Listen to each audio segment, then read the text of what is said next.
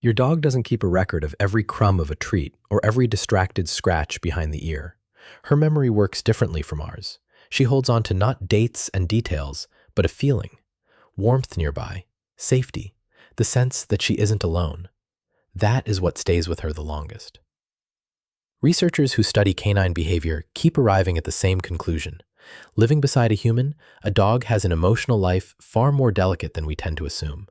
And there are 10 things she waits for from you, year after year, often in silence, unable to ask. These are the moments that quietly add up to an answer to the question she will never say out loud: how much you truly matter to her, and she to you. 1. Find the place where she needs your hand. Most people pet a dog the way that's comfortable for the human, not the way the dog would choose. The hand reaches for the top of the head, between the ears. But for many dogs, a touch coming down on the head from above reads instinctively as pressure rather than affection. That's how something larger and stronger approaches them. There's a place that works differently: the chest, that warm patch between the front legs where the heart beats closest to the surface.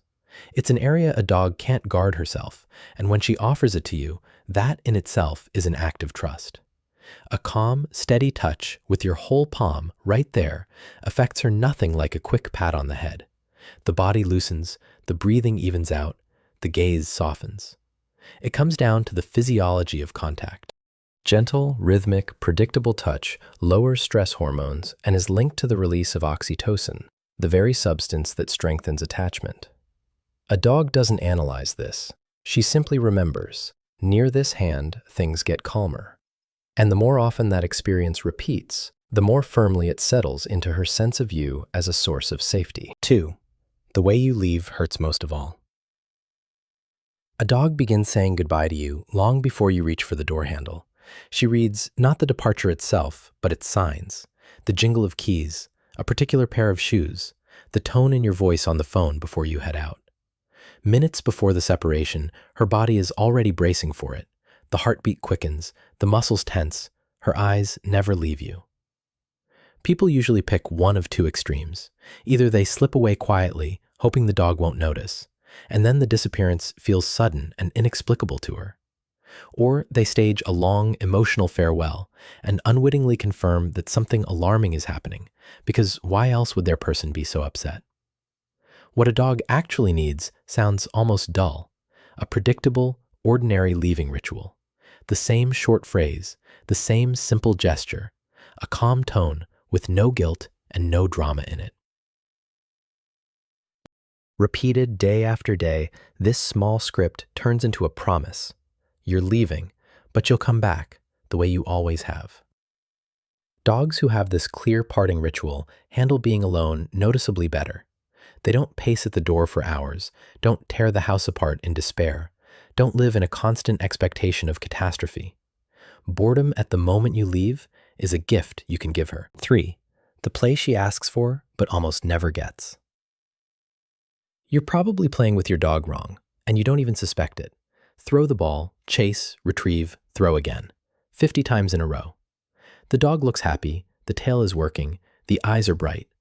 But this isn't quite play. It's a rehearsed routine that reliably delivers a short spike of pleasure and nothing more. Real canine play is built more intricately. In nature, the roles in it shift constantly.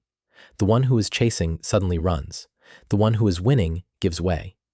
A big dog deliberately loses to a small one, slows down, flops onto her back. Ethologists call this self-handicapping. It's precisely this unpredictability, this trading of roles, that makes play genuinely rich. It trains not only the body, but the ability to read a partner, to restrain oneself, to make decisions on the move. Monotonous ball chasing gives none of that. A dog needs play that surprises her. Hide and seek where you actually hide. Chase games where you sometimes catch her and sometimes let her catch you. Roughhousing where you lose on purpose now and then. 10 minutes of that living, shifting play a day is worth more than an hour of mechanical throws. And here's what's worth remembering. A dog doesn't recall the 10,000 balls you threw. She recalls the few times you played as if you were really there, as if you were one pack. 4. The apology she won't forget. You've surely hurt your dog more than once without noticing. Stepped on a paw and walked on. Snapped at her for something she didn't understand. Pushed her away when she came to comfort you and you had no room for it. To you, it's a trifle, forgotten in a minute. To the dog, it's a moment she reads very precisely. Dogs are remarkably attuned to our emotional state. They tell a calm voice from an irritated one, an open posture from a tense one, and they sense the difference between an accident and deliberate harshness. Many owners choose one of two mistakes. Either they pretend nothing happened, the dog will forget anyway, or they smother the guilt under an avalanche of treats, which only confuses her. What she needs is something else, a clear gesture of repair. Get down to her level. Soften your gaze. Say something simple, calmly and warmly, in the tone people use to ask forgiveness. Touch her gently. The dog won't understand the words, but the whole of it, the tone, the posture, the timing. And when warmth returns after the hurt, she learns the essential thing. If something went wrong, it can be mended. This is where real, quiet trust comes from. Not from your never making mistakes, but from your always coming back after them. 5. The closeness in sleep that changes everything. Where your dog sleeps means far more to her than it seems. A dog is social to the very depth of her instincts, and sleep is her most vulnerable time of day. In a pack, no one sleeps alone, bodies pressed together, or at least within sight of one another. And that isn't sentiment, it's safety, honed over thousands of years.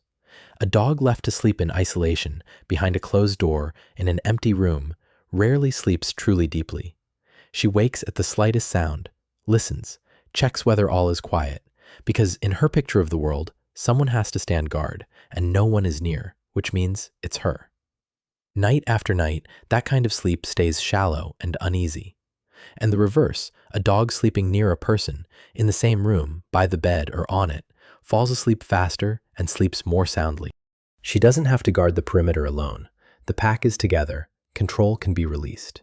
This isn't about having to let the dog into your bed. A bed of her own in your room is enough. What her nervous system needs is one thing. You're here, you're near, and she'll spend this night not alone. Many behavior problems ease on their own the moment you stop making a dog sleep away from her own. 6. The routine she waits for so badly. A dog needs something from you that has nothing directly to do with walks or food. She needs predictability. A dog is a brilliant reader of patterns. From dozens of small signals you don't even notice yourself, she learns to anticipate events long before they happen. And that gift works in her favor only when the world around her runs by understandable rules. In a home where everything is chaotic and unpredictable, where the rhythm of each day is new, a dog loses her footing. She can't predict anything, which means she lives in a faint, constant anxiety, never knowing what the next minute holds. Over time, some dogs simply stop trying to make sense of this world because it disappoints their expectations again and again. An important subtlety: this is not about an iron schedule down to the minute. Too rigid a timetable creates its own tension. The dog starts nervously waiting for an event at exactly the right moment and suffering at the slightest slip. She needs not a stopwatch, but a rhythm. A similar time for meals, walks at roughly the same intervals, a recognizable evening wind-down before sleep. Not precision, but reliability. That's what she's after. A soft, repeating shape to the day becomes a quiet promise to her that tomorrow will be as safe as today. 7. The gaze that heals or wounds. Here science gives us the most direct answer. Japanese researchers showed something astonishing.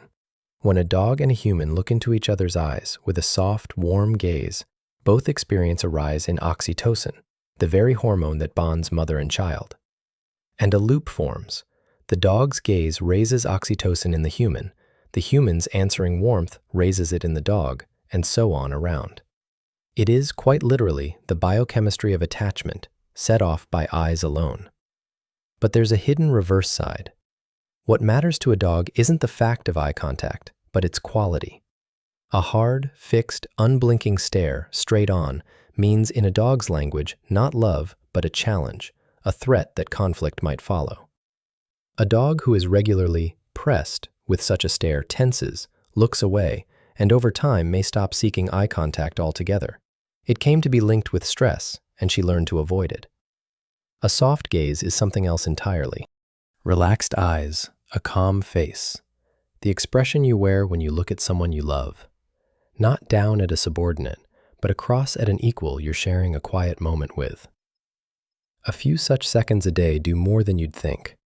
The dog feels more confident, seeks your closeness more readily, attaches to you more firmly. And dogs who have never known that kind of gaze often grow up withdrawn. They stop seeking connection because connection was never safe for them. 8. The first 60 seconds after you come home. In the first minute after you cross the threshold, a dog performs what could be called a reunion ritual. She needs to confirm it. The pack is together again. The bond is intact. Everything is in its place. In nature, this is exactly how contact was reestablished after a separation, and the need hasn't gone anywhere. How you behave in those first seconds means far more to a dog than it seems. She doesn't need a loud spectacle. On the contrary, an over-the-top, worked-up greeting only winds the excitement tighter. And indifference wounds just as much. You walk in, look at your phone, pass by as if she weren't there. A dog whose greeting is cut off or ignored day after day gradually stops rejoicing at your return at all. The impulse simply dies out in her for lack of use. She needs so little. A calm hello, a moment of attention at her level, a brief touch to the chest. Simply acknowledgement. Before you turn to your own affairs, you let her know you noticed her first. That tiny gesture confirms, every single time, the essential thing. She is still the one who matters most to you. 9. The presence she asks for when she's suffering. When a dog is sick or injured, she needs from you something many people get wrong. A sick dog needs more than a vet's help. She needs your calm presence beside her. The roots of this lie in pack life. A wounded member would lie low and recover while the others kept watch. Protection without intrusion, guarding without fuss. The presence of a trusted person works on a dog in much the same way. The mere fact that someone she trusts is near lowers her stress and eases her state. Scientists call this social buffering. Attachment literally dulls pain and anxiety. But it's important to understand what being there means. Not looming over the dog, not fussing, not forcing her to eat or move. Just being in her space, doing quiet things, reading, working, existing nearby, being her sentinel while she recovers. Leaving a sick dog alone doesn't mean giving her peace. To her, isolation in a moment of weakness reads as the worst thing of all, as the pack having abandoned her. A dog goes through serious illness only a few times in her life, and whether you were there is what she remembers most deeply. 10. The permission she waits for all her life. And the last thing, the quietest and the hardest. Dogs sense the approach of the end. In the final weeks, their behavior changes, and in those changes, there's something they wait for from you specifically. A dog carries a deep need to stay useful to her pack, to hold on, to be of some worth even when the body is already failing. At home, beside a person, that loyalty turns almost unbearable. The dog feels your fear, your denial, and hangs on for your sake even when there's no strength left. What she waits for is one thing: permission to let go.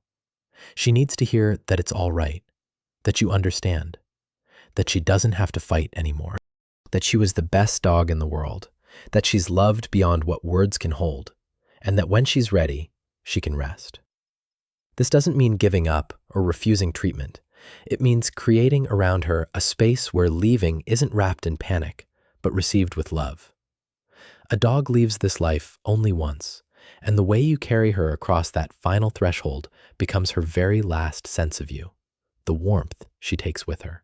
Your dog is writing her story of you right now, in every minute you spend together.